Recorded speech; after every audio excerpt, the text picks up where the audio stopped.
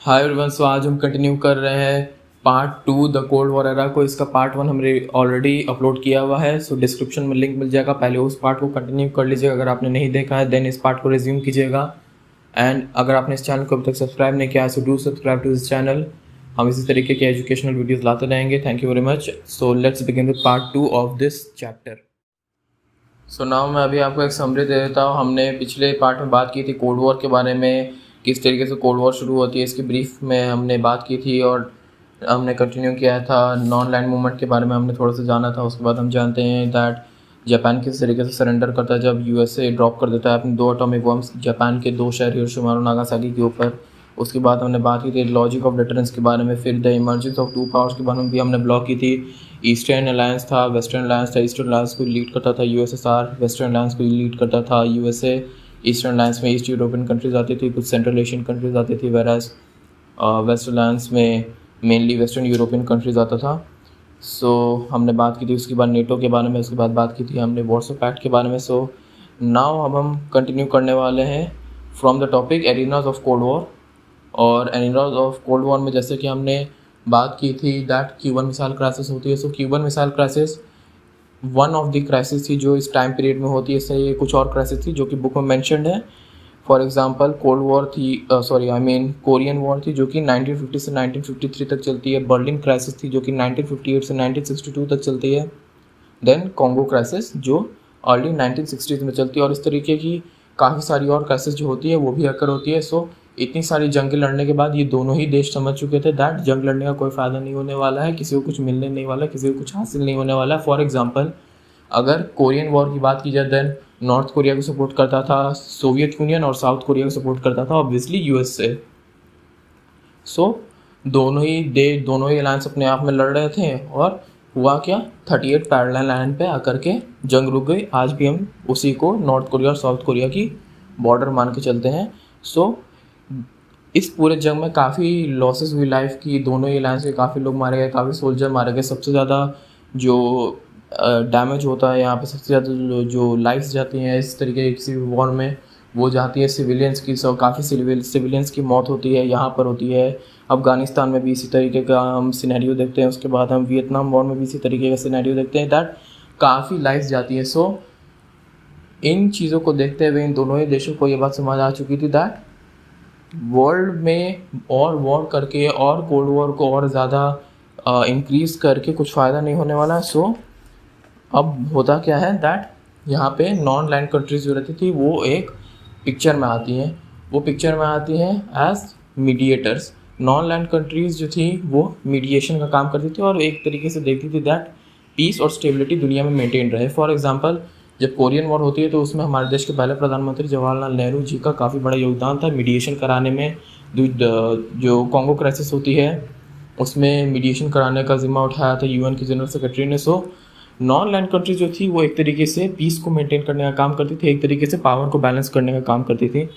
सो इतने सारी जंगें देखकर, इतनी सारी वॉर्स को देख कर के इन दोनों ही देशों को समझ में आ चुका था दैट अब वॉर करने का कोई फ़ायदा नहीं, किसी को कुछ हासिल नहीं होने वाला है। सो इन दोनों के बीच में एक म्यूचुअल सस्पिशन रहता था क्योंकि कोल्ड वॉर भी ख़त्म नहीं हुई थी। अभी भी इन दोनों के बीच में एक म्यूचुअल सस्पिशन रहता था दैट यूएसए कभी भी यूएसएसआर को अटैक कर सकता है एंड वाइस वर्सा।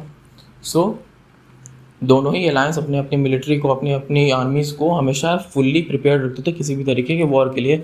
सो एक लॉजिक यहाँ पे आता है दैट अगर बाई चांस बाई मिस्टेक हो सकता है कोई एक अलायंस दूसरे अलायंस के इंटेंशंस को, जो भी उसके इंटेंशन है उसको मिस कैलकुलेट कर लेगा, मिस जज कर लेगा और हो सकता है एक्सीडेंटली एक वॉर स्टार्ट हो जाए।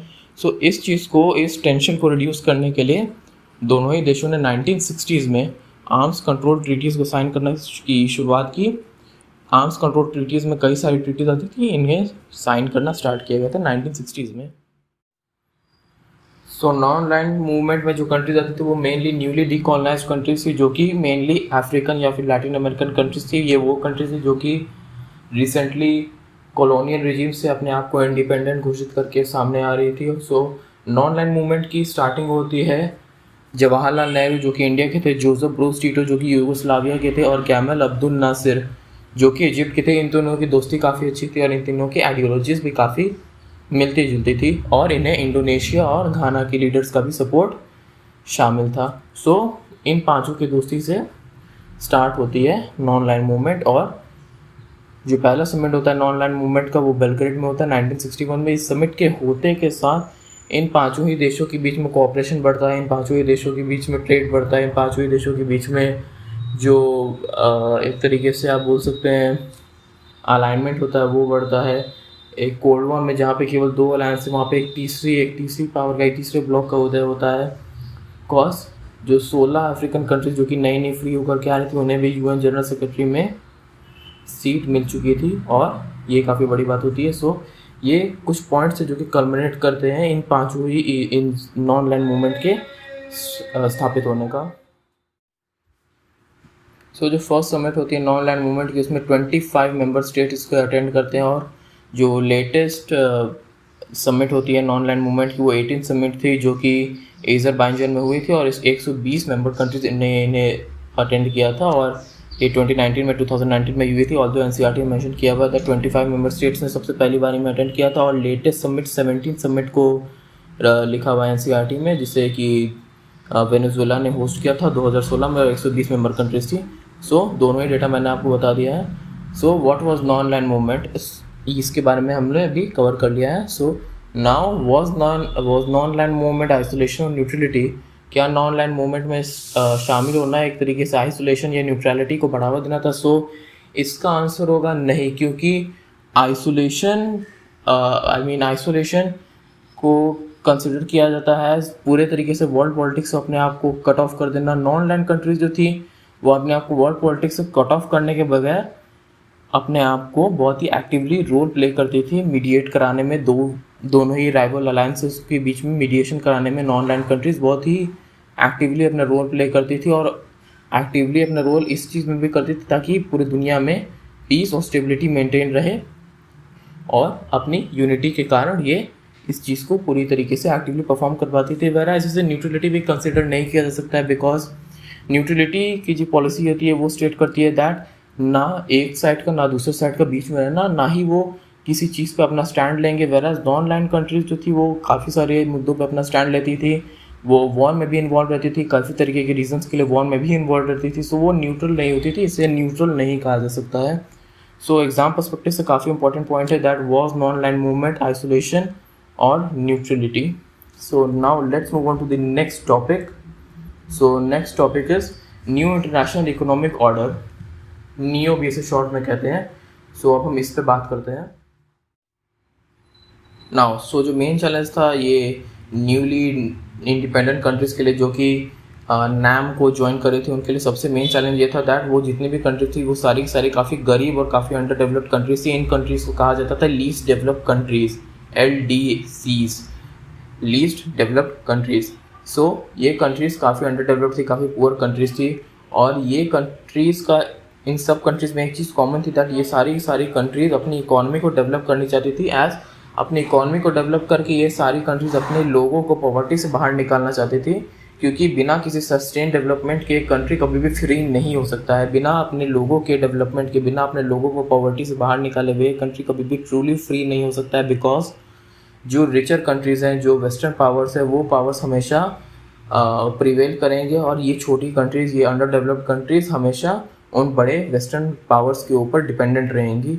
सो एक तरीके से वो दूसरे कंट्री के डिपेंडेंस पे पलती रहेंगी। सो अपने आप को कभी वो ट्रूली फ्री घोषित नहीं कर पाएंगे। सो इस रियलाइजेशन से उदय होता है न्यू इंटरनेशनल इकोनॉमिक ऑर्डर का, और इसके बारे में अब हम बात करते हैं। इसके बारे में डिस्कशन होती है 1972 में United Nations conference on Trade and development में भी इसके बारे में चर्चा होती है 1972 में, और उन्होंने कुछ रिफॉर्म्स लाने को सजेस्ट किए। अब हम उन रिफॉर्म्स के बारे में जानते हैं। इन रिफॉर्म्स में सजेस्ट किया जाता है दैट LDCs जो लीस्ट डेवलप्ड कंट्रीज थी उन्हें उनके नेचुरल रिसोर्सेज से पूरी तरीके से कंट्रोल दिया जाए, क्योंकि वो अपने नेचुरल रिसोर्सेज को एक्सट्रैक्ट करने के लिए हमेशा वेस्टर्न कंट्रीज़ के ऊपर डिपेंडेंट रहती थी। सेकेंडली जो वेस्टर्न मार्केट है उसे ओपन किया जाए LDCs कंट्रीज़ के लिए, ताकि वो अपने प्रोडक्ट्स को जो वो मैन्युफैक्चर कर रही है उसे अब अमीर देशों में, वेस्टर्न कंट्रीज़ में बेच पाएँ, ताकि वो कुछ बेनिफिट कमा पाएँ ट्रेडिंग से। क्योंकि कुछ सामान बेचना होगा, कुछ आप मैन्युफैक्चर करते हो, उसे बेचने के लिए आपको वेस्टर्न कंट्रीज़ का सहारा ही लेना पड़ेगा, वेस्टर्न मार्केट्स में ही बेचना पड़ेगा, बिकॉज वहाँ के लोग अमीर है, जो अमीर होगा वहीं खरीदेगा। सो नाउ जो थर्ड पॉइंट आता है वो है reduce the cost of technology from western countries. So western countries की जो टेक्नोलॉजी थी वो काफ़ी महंगी आती थी, काफ़ी कॉस्टली रहती थी। सो उस टेक्नोलॉजी की जो कॉस्ट रहती थी उसको रिड्यूस करने का एक सजेशन सुझाएगा। Fourthly and lastly, provide the LDCs with greater role in international economic institution. जो इंटरनेशनल इकोनॉमिक इंस्टीट्यूशंस थे जैसे for example World Bank and various other banks, उनमें से लोन दिया जाए इन लीस्ट डेवलप्ड कंट्रीज़ को, वहाँ पे इनकी जो इनका जो रोल है उसे इंक्रीज़ किया जाए। सो ये 4 रिफॉर्म्स है जो कि United Nation Conference on Trade and Development ने सजेस्ट किए थे फॉर LDCs इन 1972। Now let's move on to the other topic. जो पहली समिट होती है नॉन लैंड मूवमेंट की बेलग्रेड में 1961 में, उस समय इकोनॉमिक डेवलपमेंट काफ़ी कम इम्पोर्टेंट था इन देशों के बीच में, बट 1970s तक इकोनॉमिक डेवलपमेंट अपने पीपल को, अपने पब्लिक को पॉवर्टी से बाहर लाना इन देशों के लिए सबसे इम्पॉर्टेंट एक पॉइंट बन चुका था और नैम एक प्रेशर ग्रुप की तरह उभर रहा था।